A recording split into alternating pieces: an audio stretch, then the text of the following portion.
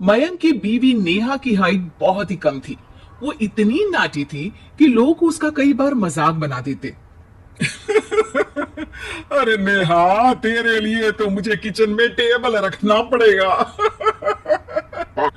माँ जी, इतनी भी नाटी नहीं हूँ मैं। और हाँ, हिल्स पहनकर तो बिल्कुल आपके बराबर आ जाती हूँ। अरे तेरे पापा ने महंगी कार का लालच दे दिया, वरना तो मेरे बेटे के लिए लंबी लंबी लड़कियों की लाइन लगी थी। क्या बताऊं तुझे, कटरीना फैल थी उनके सामने। पर माँ जी, आपका मयंक भी तो हाइट में कौन सा अभिषेक बच्चन की तरह है जो कटरीना मिल जाती। वैसे भी मेरी और इनकी जोड़ी तो राम सीता की जोड़ी है, राम सीता की। एक दिन सभी खाना खा रहे होते हैं, तभी वाह, दाल बहुत अच्छी बनी है, जरा और देना। रुको, मैं लेकर आती हूँ, किचन में है, वैसे भी मैं खड़ी ही हूँ। ये सुनकर सास हंसने लगती है। तुम खड़ी हो या बैठी, एक जैसी ही लगती हो।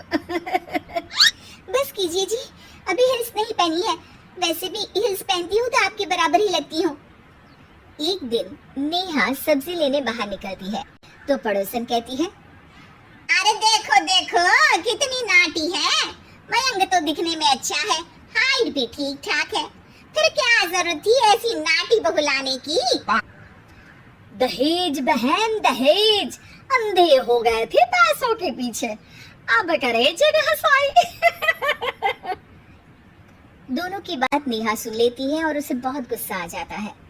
आंटी जी एक बात बताओ, मेरे पापा के पास पैसे हैं, उनको अच्छी लड़की की तलाश थी, ये पसंद आए और शादी हो गई, इसमें मेरा क्या कसूर है जो आप लोग मुझे सुना रही हैं? अरे नहीं नहीं नेहा, हम तो तेरी सास की बात कर रहे थे कि कितनी लालची औरत है। देखिए वो लालची नहीं है, हाँ उनकी कुछ शौक है जो वो अपने बेटे से पूरा करवाना चाहती है, और देखा जाए तो उसमें उनकी गलती भी क्या है भला। अगर इन्होंने मुझसे शादी की है तो जरूर कुछ न कुछ तो अच्छाई नजर आई होगी ना।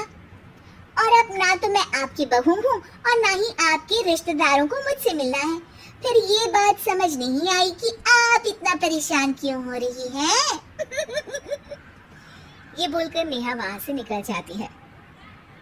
नेहा, चलो तैयार हो जाओ, हम लोगों को एक पार्टी में जाना है।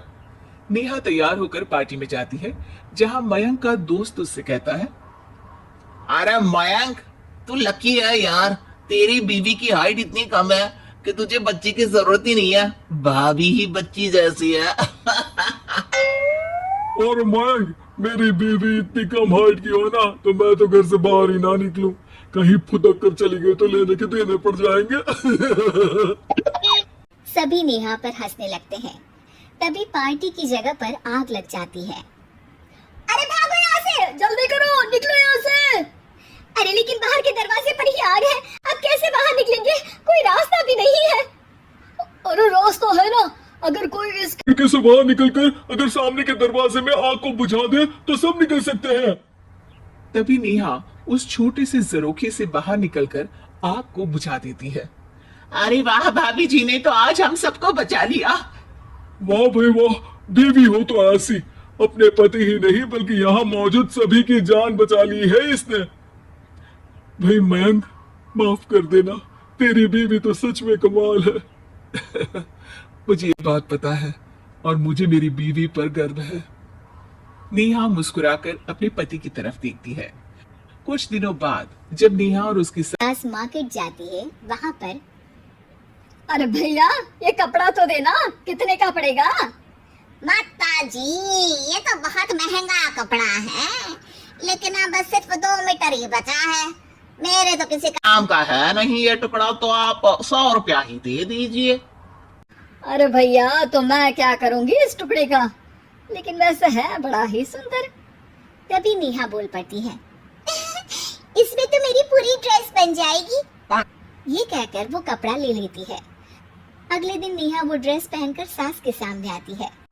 अरे वाह नेहा, ये ड्रेस तो बहुत ही सुंदर लग रही है, बड़ी महंगी होगी ना? कपड़ा तो मैंने ही पसंद किया था, बस पूरा नहीं था तो इसने ले लिया। सिर्फ 200 रुपए की ड्रेस है ये पूरी। देखो माँ जी, नाटी होने का भी कम फायदा नहीं है। जैसे तैसे दिन कट रहे थे। सास और पड़ोसियों के मजाक बनाने का सिलसिला चल ही रहा था कि एक दिन मोहल्ले से जोर जोर से आवाज आती है, हाय रे मैं मर गई, भगवान मैं क्या करूं? अरे क्या हुआ? देखते हैं तो सभी एक हॉल के सामने भीड़ लगाकर खड़े हैं। मेरा बेटा प्रिंस गड्ढे में गिर गया है। पड़ोसन जोर जोर से रोने लगती है कि तभी वहां नेहा आ जाती है। रोइए मत, मैं प्रिंस को लेकर आती हूँ। ये एक बार फिर नेहा के लिए पूरा मोहल्ला तालियां बजाता है। मुझे माफ कर दो नेहा, मैंने तुम्हारी हाइट का कितना मजाक उड़ाया था। कोई बात नहीं मासी, प्रिंस ठीक है, ये बात है। अब वो दिन आता है जब सास नेहा की तारीफ करती है। वाह बहू वाह, तेरी तारीफें सुन सुनकर तो मैं खुश हो गई। आज तो तूने ये साबित कर दिया कि समाज में इंसान अपने रंग रूप और लंबाई चौड़ाई से नहीं बल्कि साहस और हौसले से काबिल कहलाता है। मुझे माफ कर देना बेटा।